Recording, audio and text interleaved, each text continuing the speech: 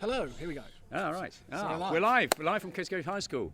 Well, welcome to Kesgrave High School from Space Club. Unfortunately, as we predicted, it's extremely cloudy, so we're not having any glimpse even of the sun. I'm kind of got my fingers crossed because as the as the shadow moves across the cloud, it might be that the cloud will thin a little bit, which is what happened in 1999 when I was down in Cornwall. And about 15 minutes to go, it got cool enough on the clouds that they actually parted, and there was this kind of hole appeared, and there was a mad panic as everybody realised we were going to see the eclipse, and we actually saw the total eclipse down in Perranporth. But we're only 85% here, and it's still looking pretty cloudy, so it's unlikely we're going to see very much. But we thought we'd at least show you. Not sure how we're going to do this, guys. Do we have to move the PC? No, we can just use that. Oh, okay. We thought we'd show you our setup, which is how to view the sun safely. So even though we're not going to see the eclipse this morning, we thought we'd show you at least briefly what the setup is, and it's the safe way to do it if you haven't got the eclipse glasses that seem like they're really, really rare, very difficult to get hold of. I guess everybody's been trying to buy them, but if you are watching this and you're planning to watch, you're somewhere where the sun is starting to come out, as you've probably heard already, the only safe way to do it is with proper eclipse glasses, or to project an image, which I'm going to show you now, either using a telescope or binoculars. You can use a pinhole camera. The image is not very big, but that's a safe way of doing it as well. But you must never look directly at the sun or anything else. So we're going to, that's quite clever. So we're going to have a quick look at our setup. Shall I move over to the telescope? Is that how it's going to work? Right, yeah, okay, so here we go. I'll just switch camera. Hang on. Okay. Am I in shot? Yeah, you're fine. Hang on. Did anybody practice this? Anybody want to explain rather than me?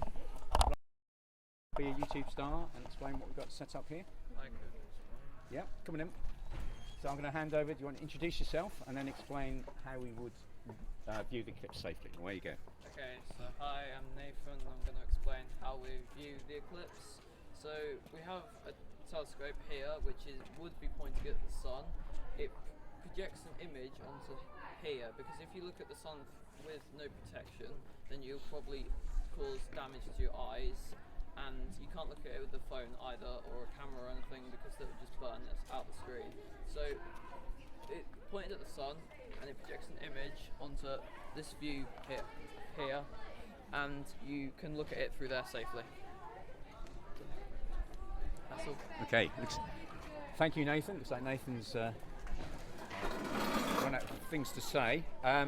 So with the webcam we've got there, obviously what we would be doing is placing the webcam sort of, we might even be able to show you, into the hole, and we would have a direct lovely image of the sun starting to be eclipsed. Now we're going to get an 85% eclipse here, so we're hoping in about half an hour it's going to go appreciably dark.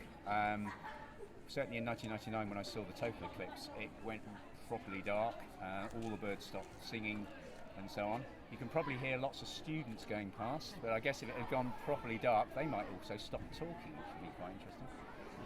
Can't hear any bird song at the moment. Louder. Just get louder, yeah. Okay, so in terms of eclipse, we're probably not going to see it. If you do want to go and watch the eclipse, and you haven't got the equipment to go and watch it outside, then the BBC is broadcasting it live on the internet and on BBC One. You can also go to slough.com, which is slooh.com, and they're doing a live broadcast as well. While we're live, we thought if there are people watching this YouTube channel, what we do is just briefly explain something else that we're doing at Space Club, and that is our attempt to break the world record for the highest paper plane launch. Now, does anybody want to come in and do a little bit of explanation either about Stratus 2? We've got Ben here. Oh, okay. Okay, I think Matthew can hold the bits. Hold all of the gubbins. Oh, by the way, it might be worth just briefly, do we just introduce Space Club? Yeah, let's have a pan round. Let's have a look at it. So I'm Mr. Green, who runs Space Club. But introduce yourself, guys. Come in a bit closer. And just say who you are, and then we'll just pan round. I'm Henry. I'm Matt. I'm Sam.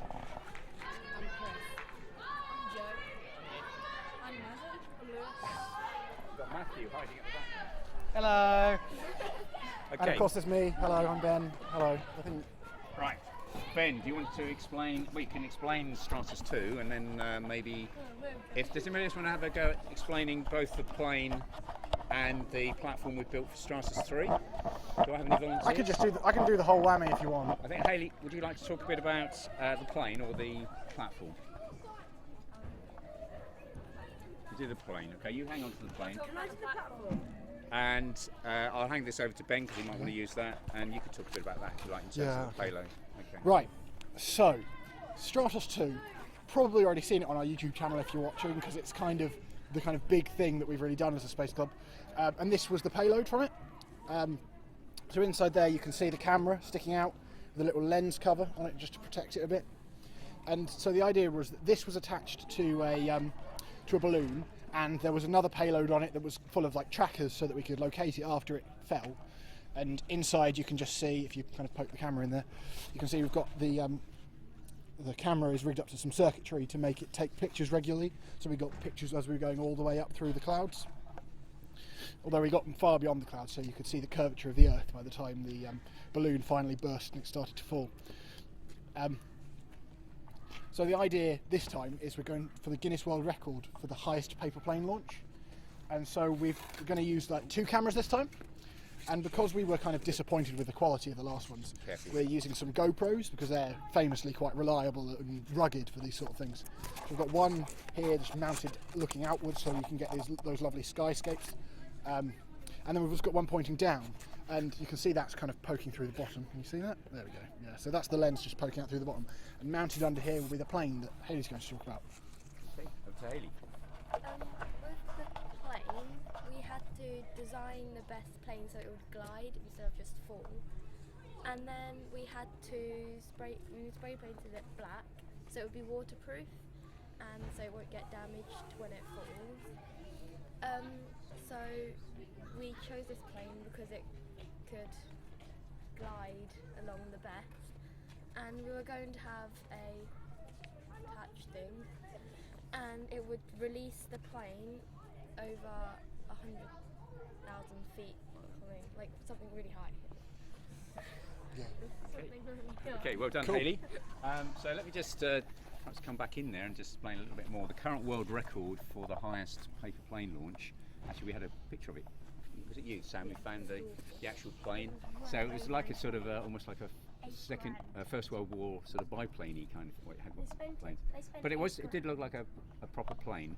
Now this is what I would call a paper plane, and we did have a competition for the best design. What we've actually done is, this is just you can fold this shape, and we had lots of competitions to see which one was gliding the best. And we've actually cut out most of the paper, and we've put this strut across it. So it does 2 things. It reduces the weight of the actual plane itself, and this strut then allows, as Hayley explained, a little servo. So my finger would be the servo, which will be poking through from the platform, and at 100,000 feet or a little bit higher, our piece of electronics will detect the fact we're over 100,000 feet, and it will release the servo, and the plane will plummet. There's hardly any air up there, so in fact the plane initially won't glide, it will just drop like a stone. But as it starts to hit the atmosphere, it will start to glide. Now inside here, we will have a little GPS tracker. Can't see that yet, but there will be a little GPS tracker with a little aerial. And that, we hope, will be good enough for us to recover the plane. And of course what we also want to recover, because that will be the evidence for the Guinness World Record attempt, is to recover this platform that will be strung underneath the balloon, which will have burst and come down on our parachute. So we've actually got to recover 2 things. So guys, in May and June when we go out in the school bus, I'm not quite sure which one we're going to go for first. I guess we'll try and get the cameras first. So we're going to try and retrieve that, and then we'll try and retrieve the plane. So we actually have to do a double recovery. This is going to be much trickier to find because it's obviously much smaller. This will have a parachute attached to it, a nice orange parachute, so hopefully that will be a lot brighter and a lot clearer to see. The current world record is nearly 90,000 feet, and Mr. Randall, who has been on TV and so on, does lots of these things, and he's working with us on this, is fully confident we'll get well over 100,000 feet. So we're hoping to get into the Guinness World Record by the highest paper plane launch in the world. Right, now, is there anything else we can talk Sky about? update. It's Sky still update. very cloudy. No change. So now, totality in Svalbard, or the Faroe Islands, is due in about 20 minutes, I think. Is it getting a bit darker? Possibly, but you don't know whether that's cloud or not. But Quite it does feel a little bit undistinguishable. overcast. We should see it. We should see it get a little bit darker. We should see it. We should notice it's a bit darker. How much are we reckoning to spend on this? Oh, questions. Okay, what are we spending? Well, this is my GoPro. I'm so confident in Mr. Randall that I'm going to get this back. This is the school GoPro that was bought by the school anyway. This is obviously free. We've got, I don't know, what would be the cost? What else The have we cost got? is like the hydrogen and the balloon. We'll have helium. You don't mean hydrogen? Oh, helium. helium. It's actually a helium balloon. That's what I meant. The other thing is that the CAA, we have to get, I was going to mention that, the Civil Aviation Authority have to get permission to do this kind of thing. So Mr. Randall has taken pictures yesterday, in fact, of the whole setup, and he's sending that to the CAA, and we're crossing our fingers that they won't object, and they will probably charge us about 120 quid for permission to launch. The balloon and the helium and so on is probably about 100, so I think overall about £250 probably. Because you reckon we're going to spend about £250 on this world record attempt. Yeah. The people from Spain who did Vulture 1, they spent £8,000 on their attempt, which is going in. Well, I suppose. And if we beat them with 250 quid, they're going to be quite well annoyed. Well, I suppose the other thing is we've got Mr. Randall's time for free, so he's doing it for free. And the best thing for me in this sort of project is really you guys getting involved and getting excited about doing something that's quite interesting. We have to do all the camera stuff, so there's a lot of editing, and which is what we're doing now. Even though we can't see the Eclipse, we thought we'd at least practice the technology, because this is what we use to stream live the launch of our Stratus 3 world record attempt. So, you know, for me, it's about getting you guys involved and getting interested in space and stuff like that. So, anyway, anything else that we can say rather than me whittering on? It's definitely still cloudy, and probably, I think it's noticeably a little bit darker. By about 9:30, it should be even more noticeably a bit darker. But we're still going to see it. So I suspect if you are watching this on YouTube, I guess you should switch over to BBC or slu.com and see it for real. Anybody want to say anything else before we sign off? No. If it does clear up, we'll probably come back on. But Yeah. we doubt it will. It seems pretty grey. Yeah, it's completely grey. In true British fashion, as always. Yeah, never mind. Okay, so this is Space Club signing off for the moment. Goodbye. There we go.